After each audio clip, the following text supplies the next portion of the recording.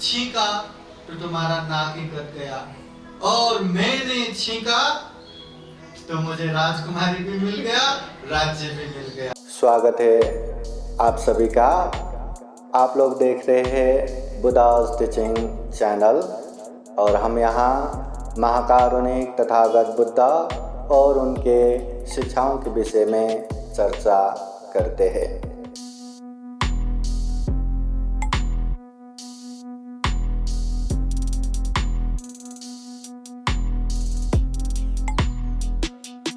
चलिए आज का कार्यक्रम शुरू करते हैं। सभी जन हाथ जोड़िए और बोलिए साधु साधु साधु। बुद्धं नमामि, धम्मं नमामि, संघं नमामि। महाकारुणिक तथागत भगवान बुद्ध को त्रिवार वंदना।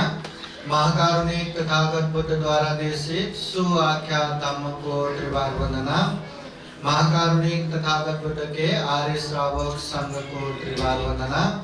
परम पूजनीय डॉक्टर बाबा साहब अम्बेडकर आज के कार्यक्रम में प्रत्यक्ष अप्रत्यक्ष उपस्थित संपूर्ण श्रद्धा संपन्न बुद्धि संपन्न उपासक उपासिकाएं, विशेषतः वर्षावास धम्म कार्यक्रम अंतर्गत आज हम ये कार्यक्रम कर रहे हैं छत्रपति संभाजी नगर स्थित समता नगर, यहाँ इंगले परिवार के घर में ये कार्यक्रम संपन्न हो रहा है।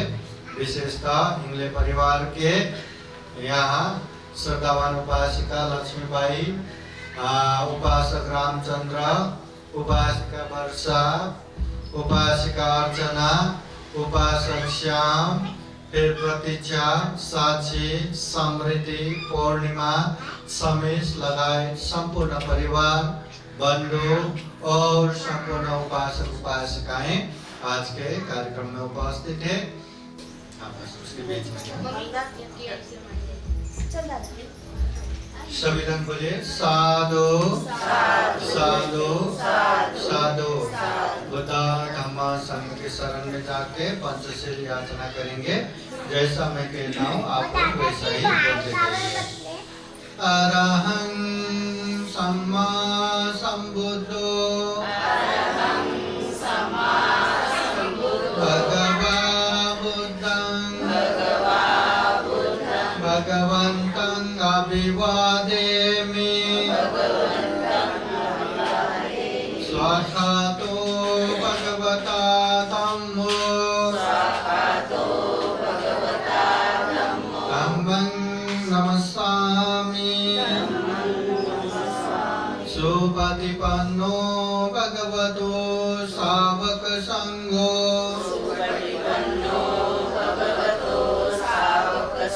संघं नमामि। ओकाशवन्दामि वन्दे भारतयेन गतं सब्बं अपराधं क्षमता मे वन्दे। द्वितीयम्पि तृतीयम्पि ओकाश अहं वन्दे। शरणेन सह पंचशीलं धम्मं याचामि। अनुग्रहं कृत्वा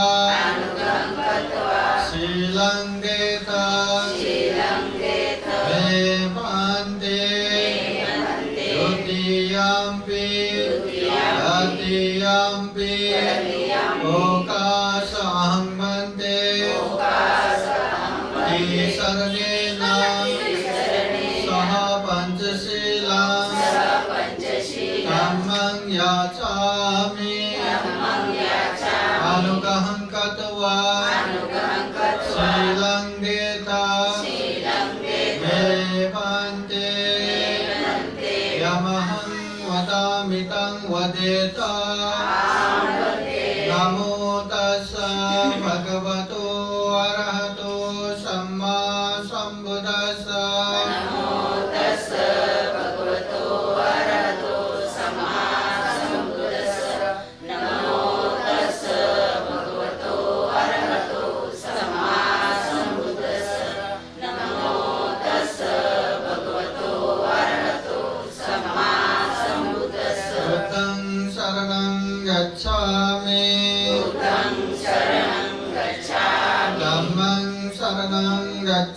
गच्छामि संघं शरणं गच्छामि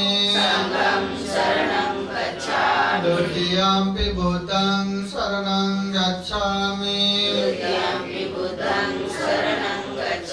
द्वितीयंपि धम्मं शरणं गच्छामि द्वितीयंपि संघं शरणं गच्छामि तृतीयंपि बुद्धं शरणं गच्छामि तृतीयंपि धम्मं शरणं गच्छामि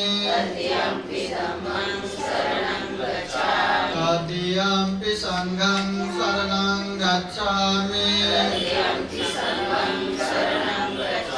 ते शरणगमनं परिपूर्णं पानातिपाता वेरमणि सिक्खापदं समादियामि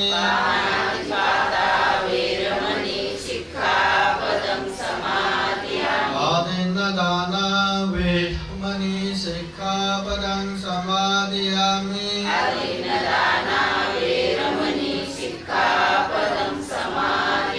कामेषु मिच्छाचारा वेरमणि सिक्खापदं समादियामि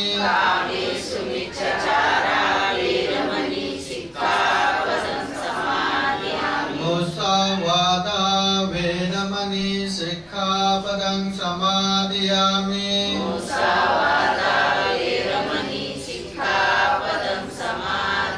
सुरामेरयो मज्जपमादत्ताना वेरमणि सिक्खापदं समादियामि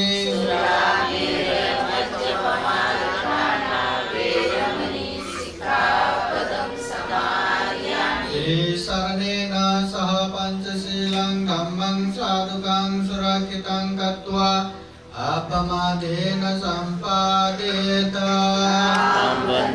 साधु साधु साधु बुद्धं नमामि धम्मं नमामि संघं नमामि।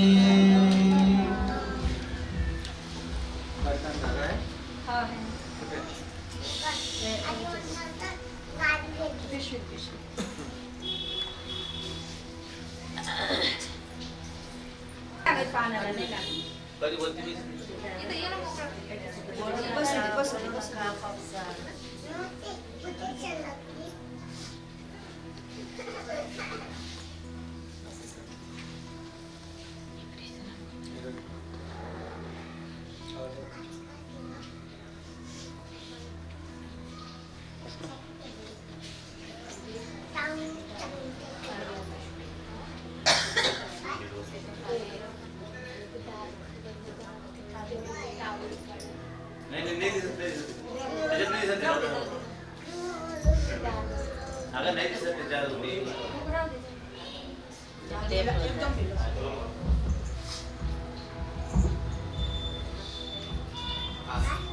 सामने सामने लीजिए।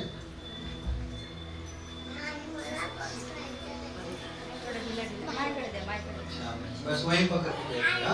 बस बस बस हाँ बोलिए साधु साधु साधु उपासक हो गया वहीं रहते हो। महाकारुणिक तथागत बुद्ध धम्म संघ के अनंत गुण धम्म और आशीर्वाद से भरा हुआ परित्राण प्राप्त करेंगे।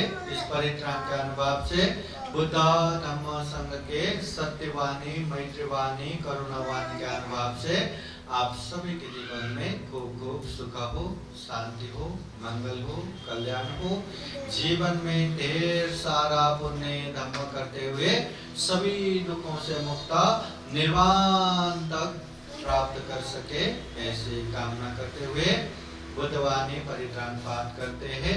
श्रद्धा पूर्वक परित्राण पाठ सुनने के लिए 3 बार साधु साधु बोलिए। साधु साधु साधु।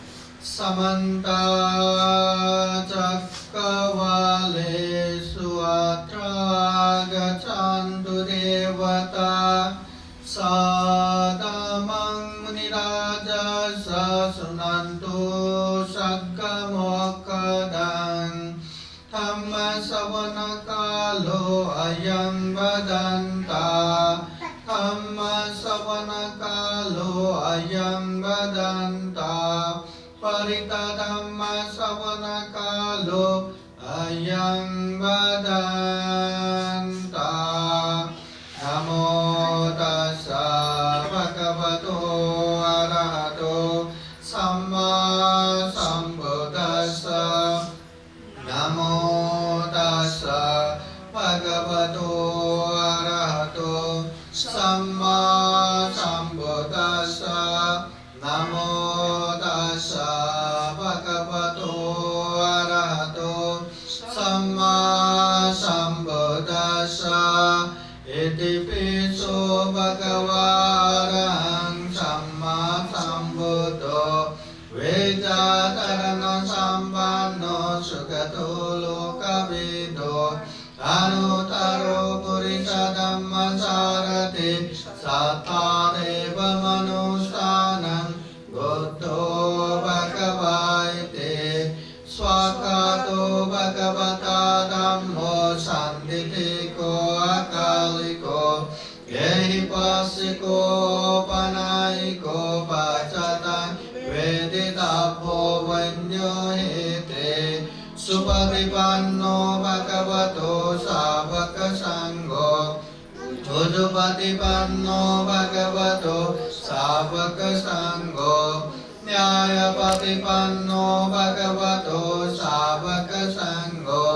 สามิจิปฏิปันโนภะคะวะโตสาวกสังโฆยะติตังจัตตาริปุริสยุคานิอัตตาปุริสปุคคลาเอสะภะคะวะโตสาวกสังโฆอาหุเนยโยปาหุเนยโยดักขิเนยโยอัญจลิการณิโยอนุตตรังกุญญังเกตังโลกัสสาติเอเตนะสัจจวัจเจนะโสติเตโหตุสัพพทาเอเตนะสัจจวัจเจนะสัพพทุกขสัพพพายาสัพพโรโกวินาศโตเอเตนะสัจจวัจเจนะโหตุเตจายมังคลังการณียมัตตกุสเล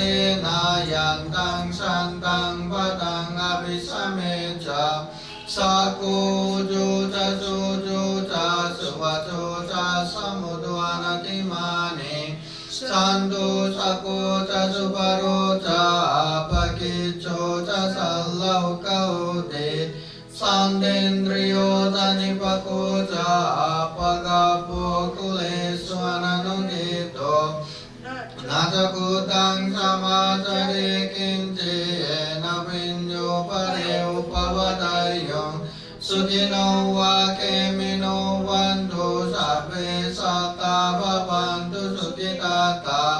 เอเกจิปานภูตาสิตสาวาตาวราวะอนาวเสสะเดกาวาเยวะมหังกาวะมัจฉิมาราสกานุกตุลาเดตาวาเยวะเดตาเยจตุเรวะสันติอภิตุเรภูตาวาสัมภเวสีวะสัพเพสัตตาภวันตุสุขิตาตานาปโรปรันนิโกเปตานาติมัญเยตกาตจินังกัญเจวารุสนาปฏิกสัญญานัญญมัญญาสดุขมิเชยะมาตายตานิยังบูตังอายุสายเยกพุทธมนุรักเกเอวัมปิสัพพพุเตสุมานะสังบาปเยอปริมา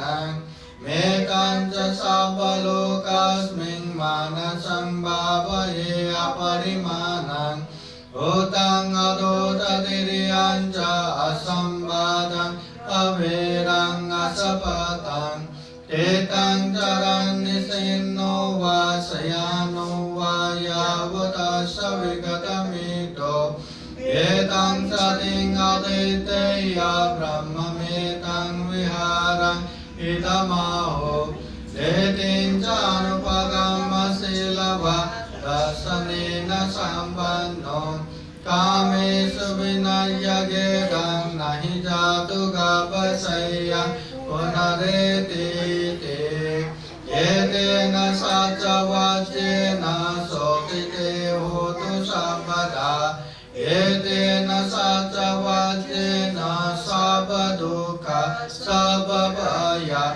sabarogo vinasato yedena sacavacena hotu te jaya mangalang Dukkha patacani dukkha bhaya patacani bhaya sukha patacani sukha vantu sabbe pipanino etavata cammehi sambadang punya sambadang sabbe deva anumodantu sabba sampati siddhya Danang dadantu saddaya silang rakhantu sabada Bhavana pirata vantu gachantu devata gata Sabbe buddha balapata pacekananca yang balai Arahantananca dedena rakhang vandami sabbaso Akasata jabummata deva naga mahitika Punyam dang anumoditva chidang rakkantu buddha sasanam Akasata jabummata deva naga mahitika Punyam dang anumoditva chidang rakkantu dhamma desanam Akasata jabummata deva naga mahitika Punyang dang anumoditva chirang rakhantu tvang paranti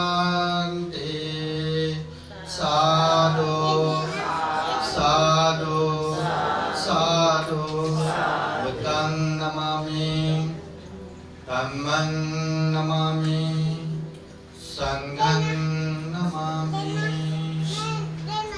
बर्तन Dhaka role करके लाइए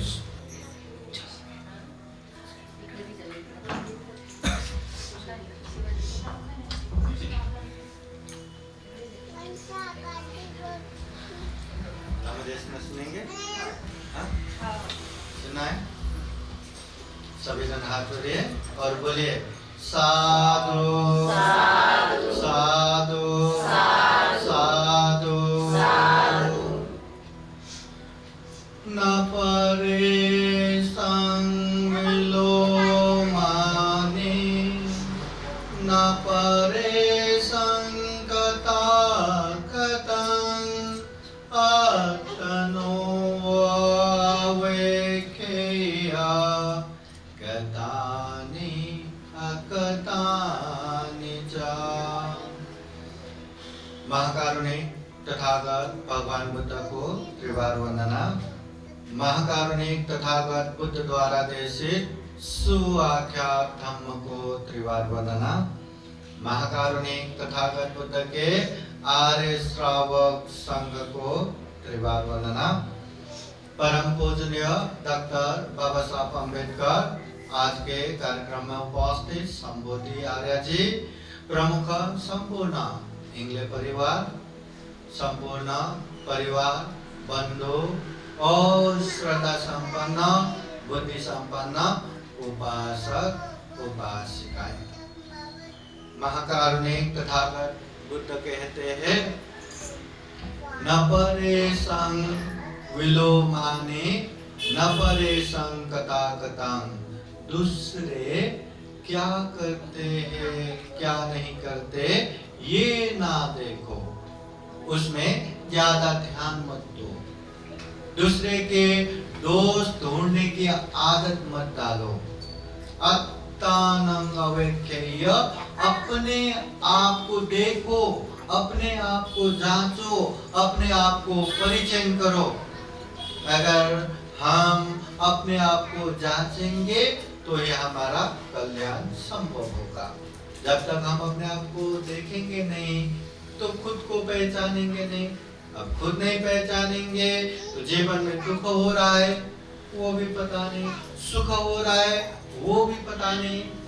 कभी कभी तो ऐसा लगता है कि जीवन सुखमय है कि दुखमय। हर कोई बोलते हैं दुख ही दुख से भरा है। दुख क्या है? क्या है दुख? तो बहुत सारे लोग शांत बैठते हैं कि जो मैं बोलूंगा कहीं वही तो सुख नहीं है ना। तो दुख को दुख के रूप में जानेंगे तो वो दुख से हम मुक्त हो पाएंगे। अगर दुख में भी अटैचमेंट रख के वो दुख भी प्रिय रूप में लेंगे तो वो दुख से कभी मुक्त नहीं हो सकता। इसलिए बाह्य चीजों से हम अपने आप को नहीं पहचानेंगे, अपने आप को नहीं जानेंगे। अपने आप को देखो, अंतर्मुखी बनो और अपने आप को देख के हम क्या है, हम क्या चाहते हैं, हमारे मन में क्या है। अच्छा है तो समझो अच्छा है, बुरा है तो समझो बुरा है। बुरा है, अकुशल है, पाप है, फिर भी उसको अच्छा करके पॉलिश करने की जरूरत नहीं है। पाप है तो पाप है समझो। आज नहीं तो कल वो पाप छोड़ ही देगा। मगर पाप करके भी उसको पॉलिश लगा के उसमें पर्दा लगा के नहीं ये तो अच्छा ही है क्योंकि मुझ में है ना, वो तो अच्छा ही है। मैं बैट से किसी को मारता हूँ वो पाप थोड़ी ना है, वो तो मैं कभी कभी मारता हूँ। मच्छर आते हैं, बीमार पड़ते हैं इसलिए मारता हूँ। ऐसा पॉलिश लगाएंगे तो वो पाप से कभी हम दूर नहीं हो पाएंगे। हिंसा करना पाप है कि धर्म है? हाँ? और ये हिंसा बोले तो क्या बड़े बड़े जानवर या इंसान मारना ही पाप है क्या? मच्छर मारना पाप है कि धर्म है? पाप है। और इलेक्ट्रिक बैट से जो घर घर में मारते हैं वो पाप है कि धर्म है? खरसा पाप है पक्का। किसी का जान लेना पापी है, धम्म कहाँ है? इसलिए खुद को अच्छे से जानेंगे, महसूस करेंगे तो पाप किया तो समझो पाप है। आज नहीं तो वो पाप से दूर हो ही जाएंगे। अगर धम्म करते हैं तो समझो ये धम्म है। दान दे रहे, शील पालन कर रहे हैं, ध्यान साधना कर रहे हैं, धम्म का कार्यक्रम कर रहे हैं, समझो ये धम्म है। पहला काम वो धम्म को छोड़ेगा नहीं, संरक्षण करेगा। दूसरा काम वो धम्म करने में वो निर्भय होगा, निडर होगा। चाहे दुनिया साथ दे ना दे वो धम्म छोड़ेगा नहीं। तीसरा जितना हो सके उसको बढ़ाते जाएगा। दान देना बोले तो हमेशा इतना इतना नहीं, जितना हो सके वो दान देता जाएगा, जितना हो सके उतना शील पालन करता जाएगा, धम्म को और बढ़ाते जाएगा। और महत्वपूर्ण बात, जो व्यक्ति धम्म जानते हैं, धम्म करते हैं, वो अपनों को भी समझा समझा के धम्म करवाएगा ही। दूसरों को जाने तो मैं ही करूंगा ऐसे शांत नहीं बैठेगा। बुद्ध बनने के बाद मैं तो दुख मुक्त हो गया, निर्वाण प्राप्त हो गया, मैं अकेले शांति से ध्यान करते हुए जाऊंगा, ऐसा सोचा क्या? नहीं। असीम मैत्री करुणा रखते हुए हम जैसे दुखी प्राणियों को देखा और गांव नगर जनपद देश देशांतरचारिका करते हुए धम्म का प्रचार प्रसार किया। आज उनकी वजह से हजारों लाखों करोड़ों लोगों ने दुख मुक्ति का ज्ञान प्राप्त किया। समझ गए? हाँ बोले साधु साधु साधु। इसलिए हमेशा याद रखो, पुण्य कर रहे हैं तो पुण्य कर रहे, किसी से डरने की जरूरत नहीं है। भले ही वो पुण्य कार्य में दुनियादारी का साथ मिले न मिले, मगर करते जाना है। वो तभी कर पाएंगे जब वो दिल से महसूस कर पाएंगे। दान देने की जगह पे लोग कम आते हैं, है ना। ज्यादा लोभ लालच की जगह पे ज्यादा लोग आते हैं। शील पालन करने की जगह पे कम आते हैं। शील बिगाड़ने की जगह पे ज्यादा लोग भीड़ होते हैं, क्योंकि हमारा न जाने कितने समय से वही अभ्यास होता रहा है, वही करते आ रहे हैं। इसलिए ध्यान रखना, हाँ, अच्छा है तो समझो अच्छा है, वो करते जाना है। बुरा है तो समझो बुरा है, वो छोड़ते जाना है। और एक बात, हमेशा एक ही बात हर किसी के लिए अच्छा ही होगा ऐसा नहीं होता। हमेशा एक ही बात सबके लिए बुरा ही होगा ऐसा भी नहीं होता। यहाँ ऐसा कोई भी इंसान नहीं मिलता जो हमेशा प्रशंसित हो, हमेशा उसका गुण वर्णन और वाहवाही करता हो। ऐसा इंसान मिलता है क्या दुनिया में? जो कोई भी हो उसका प्रशंसा है तो निंदा भी होता ही है। और कोई व्यक्ति ऐसा भी नहीं रहता कि हमेशा निंदा ही हो, हमेशा निंदित ही हो। होता है क्या? नहीं होता। उसका प्रशंसा भी कहीं ना कहीं होता ही है। अभी देखो ना, जो अच्छा करने वाले हैं, जो अच्छा चाहते हैं, अरे खूब अच्छा दान दे रहे, बहुत अच्छा शील पालन कर रहे, बहुत अच्छा धर्म का कार्यक्रम कर रहे, बहुत अच्छा, प्रशंसा करेगा। मगर जो अच्छा नहीं चाहते ऐसे कर रहे, चेहरा बिगाड़ के हाँ, वो ऐसा कर रहे, कितना वो निंदा करेगा? करेगा कि नहीं करेगा?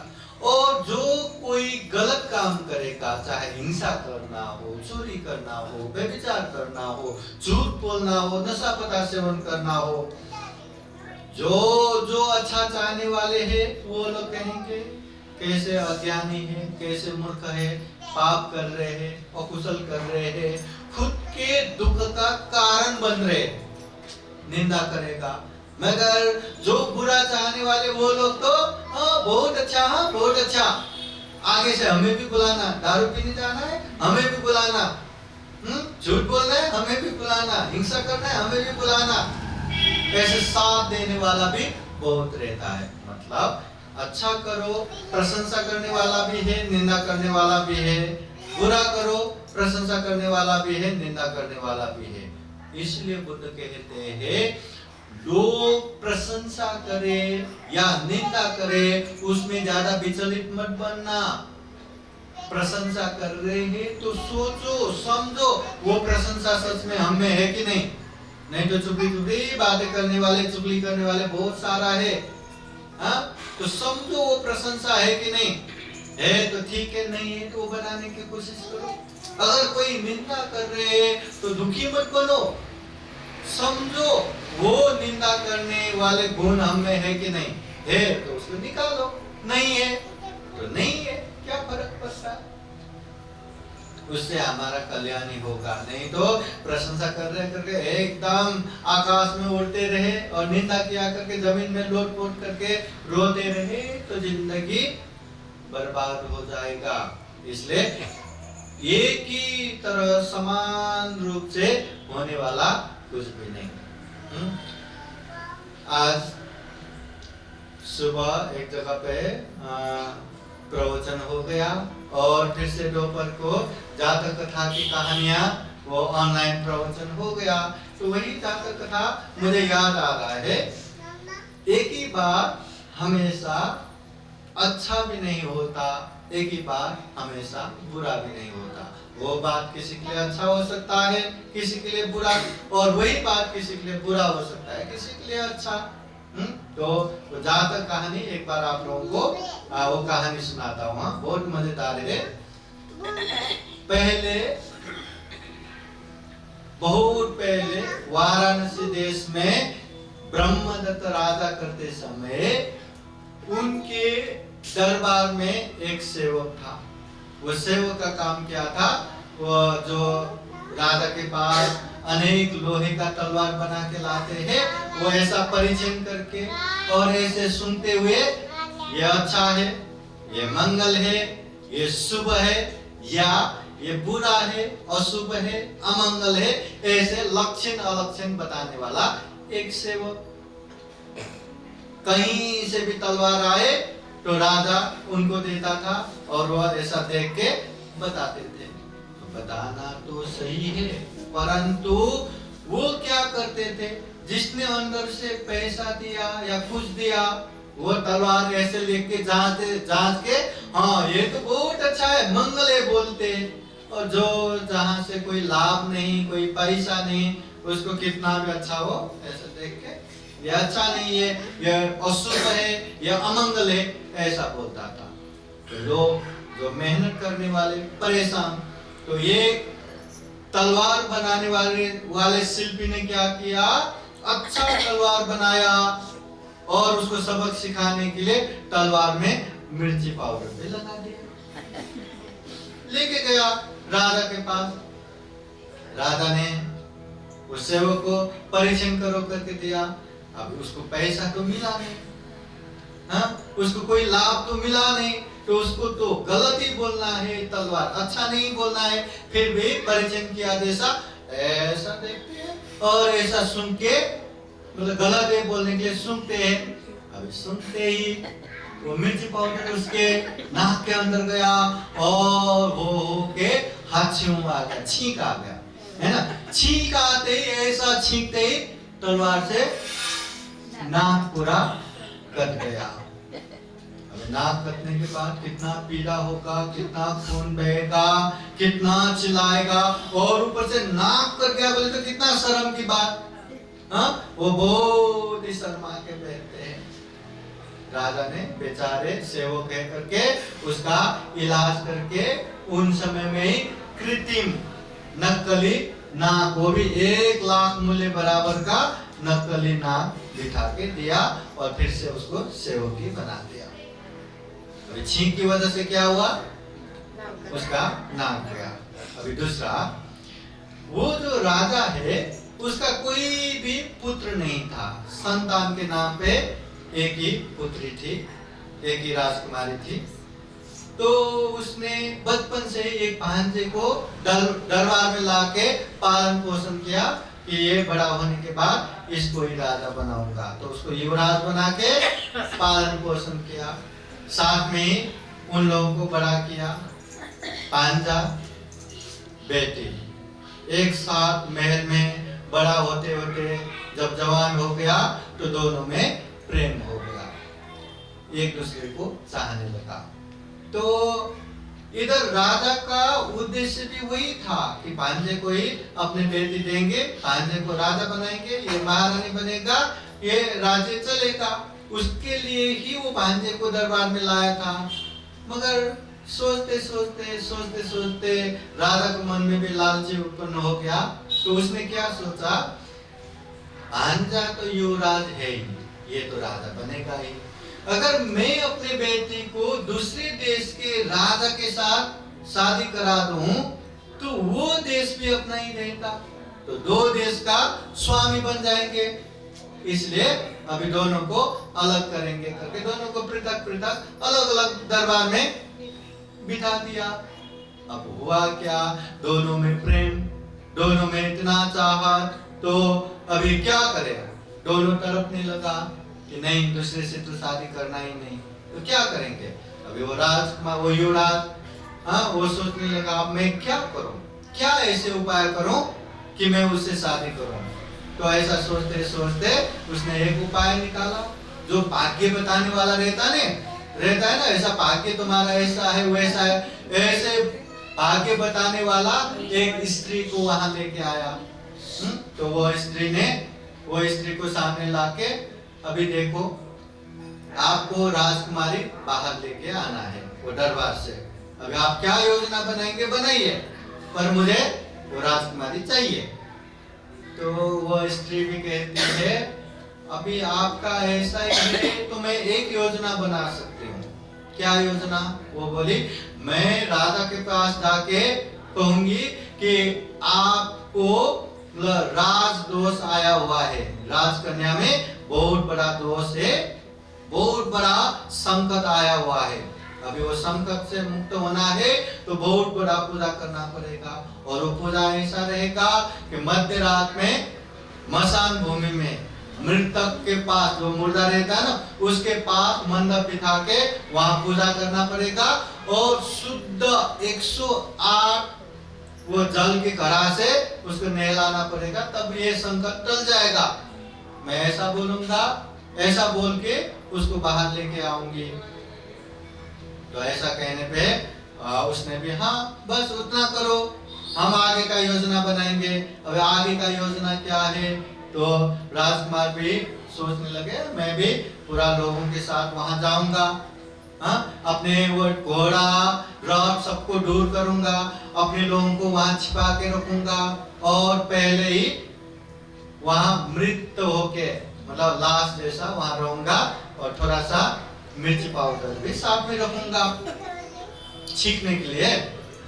और ये भाग्य बताने वाला स्त्री भी उसको लेके आएंगे, तो मतलब अमुक दिन पे लेके आना करके सब प्लान हो गया। और उस दिन लेके भी आया भारी सेना के साथ मध्य रात में अभी निकला।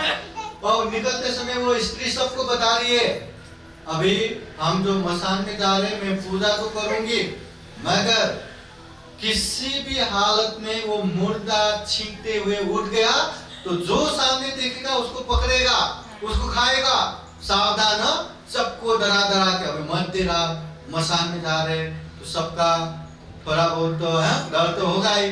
तो डर डर के गए और जब जहाँ मसान पहुंचे वो थोड़े दूरी से ना वहीं रुके। युवराज वहीं लाश बन के बैठे हैं, उसी के पास में मंडप बनाया और उसको रख के पूजा करने लगा। पूजा करने लगा तो प्लान के हिसाब से वो राजकुमार ने मिर्ची पाउडर नाक में डाला और छींकने लगा। 2 दिन बाद छींकते हुए एकदम से खड़ा हो गया। खड़ा होते ही सबसे पहले वो स्त्री अरे बाप रे मुर्दा जग गया करके एकदम चिल्ला के भागे। अब जो पूजा करने वाला मेन है वही डर के भागे तो बाकी सेना का क्या, सब अपना अपना हाथ हथियार वही फेंक के एकदम भागने लगा। तो ऐसा होने के बाद वो राजकुमार को लेके चला गया अपने महल में। तो यही बात फिर वो पूजा कर वो आगे बताने वाली स्त्री राजा के पास जाके कहती है कि ऐसे ऐसे हो गया और राजकुमार को लेके चले गए। अब ये बात सुन के राजा को गुस्सा आएगा कि खुशी होगा? गुस्सा आना था, परंतु राजा ने भी सोचा ठीक है ना, घी कहाँ गिरा दूध में। मेरा भी वही चाहना था कि बचपन से अपने भांजे को पाल के रखा ही इसलिए कि इसको राजा बनाऊंगा, बेटी को महारानी बनाऊंगा। पर बीच में मेरा ही लालच बढ़ गया, एक राज्य नहीं 2 राज्यों का स्वामी बनेंगे करके। अभी उसके साथ ही शादी कराना था और वो दोनों इतना चाहते हैं तो ठीक है जाने दो, हमारा आशीर्वाद दे करके दोनों का शादी करवा दिया, उसको राज्याभिषेक दे दिया और वो राजा बन गया, वो महारानी बन गई। अभी काम करने वाला वो जो तलवार का लक्षण बताने वाला वो सेवक है ना, अभी ये राजा का सेवक हो गया। एक बार ऐसे धूप में सेवा करते समय, काम करते समय धूप तेज होते वो नाक जो चिपका के रखा था ना, वो लाख से नाक चिपका के रखा था, वो धूप से पिघल के वो टुकड़ा गिर गया। अब गिरते ही वो लाश शर्म से एकदम नीचे झुक के बैठते हैं। तो राजा कहते हैं ज्यादा सोचो मत, ज्यादा शर्माओ मत। देखो दुनिया ऐसा ही है, तुमने छींका तो तुम्हारा नाक ही कट गया और मैंने छींका तो मुझे राजकुमारी भी मिल गया, राज्य भी मिल गया। तो वो राजा कहते हैं एक ही बात किसी के लिए कल्याणकारक हो सकता है, किसी के लिए अकल्याणकारक। इसलिए कोई भी चीज एक ही बात किसी के लिए अच्छा ही होगा ये भी गारंटी नहीं, किसी के लिए बुरा होगा वो भी गारंटी नहीं। किसी के लिए अच्छा होगा तो किसी के लिए बुरा भी हो सकता है, ऐसा सुनाते हैं। तो उसके बाद राजा भी अपने प्रिय रानी के साथ अच्छा खासा दान पुण्य धर्म करते हुए समय अनुसार परलोक होते हैं। तो ये एक जातक कथा है। तो एक ही बात किसी के लिए फायदाजनक, किसी के लिए, है ना। तो इसलिए हमें ये धम्म, जैसे ये कार्यक्रम हम कर रहे हैं ना, किसी के लिए बहुत अच्छी बात, बहुत धम्म का काम किए, ऐसे पुण्य कार्य कर रहे हैं, ऐसे रात्रि के समय में भी। और किसी को अच्छा नहीं लगा तो अरे कब खत्म होगा, कब आराम से टीवी देखूंगा, या कब बाहर टहलने जाऊंगा, कब अच्छे से खाना खाऊंगा, ऐसे करके बैठेंगे तो इतना बेचैनी, इतना बेचैनी, इतना बेचैनी, उससे कुशल होगा कि अकुशल होगा, पाप होगा कि धम्म होगा। देखो हम कर रहे पुण्य कार्य, परंतु ये पुण्य कार्य भी किसी के लिए पुण्यदायी है, किसी के लिए पापदायी है। अब हमें क्या बनाना है, हमारे हाथ में है। पुण्यदायी बनाना है कि पापमय बनाना है, हाँ अपने हाथ में है। बुद्ध बार बार कहते नातो कोई ना तो परोसिया, हम खुद के मालक खुद ही है, कोई हमारे मालक नहीं है। अच्छा करना है हमारे हाथ में, बुरा करना है हमारे हाथ में। बुद्ध बार बार कहते हैं पඤ्ඤावन्तस्य अयं धम्मो, ये धम्म जो है प्रज्ञावानों के लिए है। खूब सोच समझ के कोई भी कार्य किया तो बहुत पुण्य लगता है। जैसे पंचशील प्रार्थना करना, सोच समझ के किया तो हम अधिष्ठान कर रहे शील अच्छे से पालन करूंगा करके, कितना बड़ा पुण्य हो गया। और नहीं समझा तो बस कर्मकांड की तरफ ये शील याचना करना है, याचना करना है। परित्राण सुनना, बुद्ध वाणी अपने कानों से सुनना, कितना बड़ा पुण्य है। और नहीं समझा तो ये पाठ कर रहे, ये परित्राण कर रहे, कब खत्म होगा है, बस खत्म होना है, करना है, करना है, सुनना है, सुनना है, उतना ही होता था। हाँ ये धम्म देशना भी समझ के सुना तो जिंदगी भर हमारा कल्याण हो सकता है। और नहीं तो नहीं, कार्यक्रम में ऐसा थोड़ा बहुत प्रवचन तो सुना ही रहता है, चलो करके बैठेंगे। हर चीज सोच समझ के करेंगे तो बहुत बड़ा पुण्य कार्य है। नहीं समझा तो केवल और केवल कर्म कांड है। उसने किया हमें भी करना है, उसने किया हमें भी दिखाना है, बस कर्म कांड ही चलेगा। अगर प्रज्ञा पूर्वक जांचेंगे तो बहुत बड़ा पुण्य कार्य है। यही समय में दुनिया भर के लोग न जाने कितने कितने पाप करते होंगे, न जाने कितने कितने पाप बोल के बैठ रहे होंगे, न जाने कितने कितने पाप मन में सोच के बैठे होंगे। और हम इतना पुण्यवान कि हम बुद्ध वाणी सुन के बैठे हैं, हम बुद्ध बाबा साहब को सामने रख के बैठे हैं, हम पुण्य कार्य कर रहे हैं। कितना पुण्यवान पता है। इसलिए प्रसन्न हो जाइए, हम बहुत बड़ा पुण्य कार्य कर रहे हैं। इसी तरह महाकारुणिक तथागत बुद्ध के धम्म को खूब अच्छे से जाने, समझे, व्यवहार में पालन करे, अभ्यास करे, और ये दुर्लभ या मूल्य, ये सर्वश्रेष्ठ मनुष्य जीवन को सफल बनाए, सार्थक बनाए, अंत में जन्म जरा व्याधि मरण से मुक्त निर्वाण तक प्राप्त कर सके, ऐसी कामना करते हुए यह धम्म देशना यहीं समापन करते हैं। सबका मंगल हो, सबका कल्याण हो। भवतु सब मंगलम। साधु साधु साधु। धम्म देशना के अंत में आप सभी को बुद्धवाणी पाली गाथा द्वारा आशीर्वाद देते हैं। आप सभी के जीवन में बुद्ध का आशीर्वाद रहे, धम्म का आशीर्वाद रहे, संघ का आशीर्वाद रहे। सवेतियो विभाजन्तो सब्बरोगो विनाशतो माते भवतु अन्तरायो सुखी दीर्घायुको भव।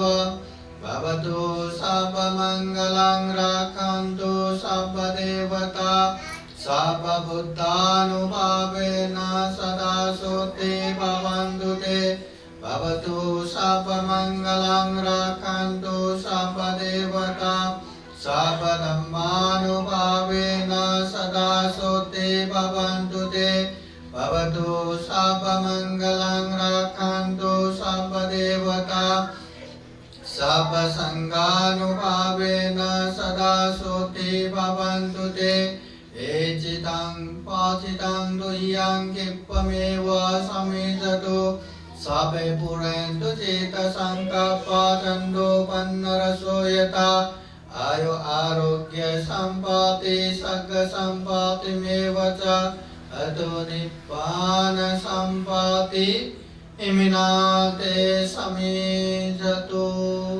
साधु साधु साधु बुद्धं नमामि बोलिए बोलिए धम्मं नमामि संघं नमामि सबका मंगल हो सबका कल्याण हो सुखी हो सुखी हो सुखी हो।